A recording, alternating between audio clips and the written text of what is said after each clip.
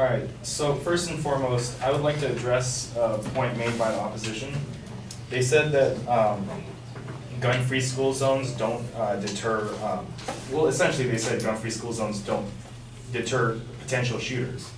Well, what makes them think that arming teachers will deter shooters who have vendettas against another person at the school? Like, for example, in Columbine, they cited Columbine very well, but what makes you think that an armed guard would actually make a difference in causing a student's thought process to not go against the person they want to kill?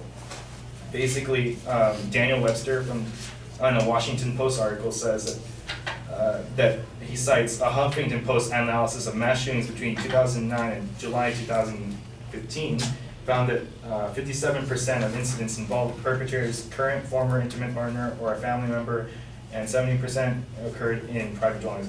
The last part can be ignored, but the fact of the matter is the majority of the incidents involving firearms happen with someone that the perpetrator is familiar with. If that perpetrator has a vendetta against someone, then there's no real stopping him from changing his mind.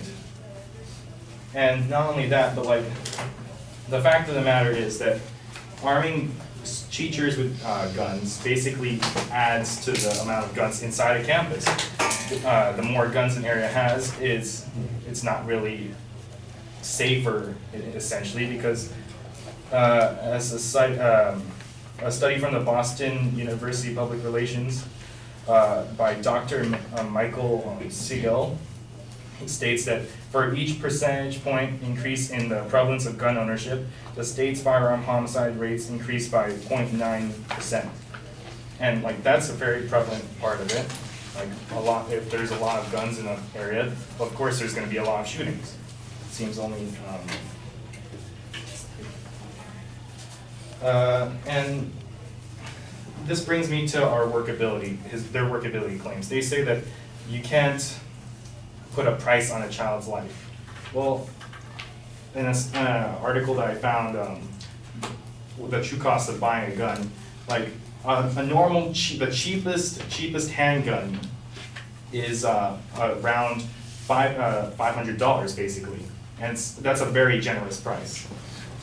So if you multiply that by the amount of teachers that they want to arm, that's not even considering the ammo cost, the amount of like training that they need, and they didn't address, is the training going to be ongoing, or is it just going to be the simple 132 hours? So that point needs to be put into place. And also, the linchpin of their argument is that teachers will defend students when it comes down to it, but what if teachers themselves don't want to carry guns? Like, for example, the Vice President of National Education Association, Becky Pringle, states that, "I can't imagine adding to the list of things that I do that already go outside the scope of my job, carrying a loaded pistol. I can't imagine taking on that responsibility." And a lot of teachers do agree with her. In a W. Wade News survey titled "Most North Carolina Teachers Don't Want to Carry a Gun at School," 19,000 teachers were replied to a survey with two questions. Would they want to carry a firearm at school, or would they not? And 68.8%, which is a hefty number, said that they wouldn't. And not only that, there was a second question saying that would they want a certain teachers or administration members to be allowed to carry firearms as well? And 50.4% said they wouldn't. So in both cases, it's a majority that most teachers don't want guns in their school. So what makes them think that arming teachers will be effective? You're just going to be wasting money, essentially. And not only that, but a big part of the argument is also, what kind of training are the teachers going to be afforded? Like, how do we know that the training is on par with that of like an armed officer, for example? Because this is a statement coming from Craig Miller of the Dallas ISD Police Task Force, and he's the police chief, and he's saying that he's essentially questioning the training that these teachers are having, because he says, if an armed gunman were down the long hallway 50 yards away, I wouldn't want someone to take a shot with kids running back and forth. this is essentially putting into question the teacher's training, because like, how would they know when and where to engage the shooter? Will they be engaging them with students present? There is a danger to that, so I don't think that would be all the while necessary. And not only that, but in a state, Ohio, which they already mentioned, there are schools where they are actually training them, and they do have guns in them. But the training process, when it initially started, I found a news article saying that one elementary school principal said it does not make him second guess his choices to have a gun in school. It's an accident. We might take one, but we might have saved 30 to 40 other kids.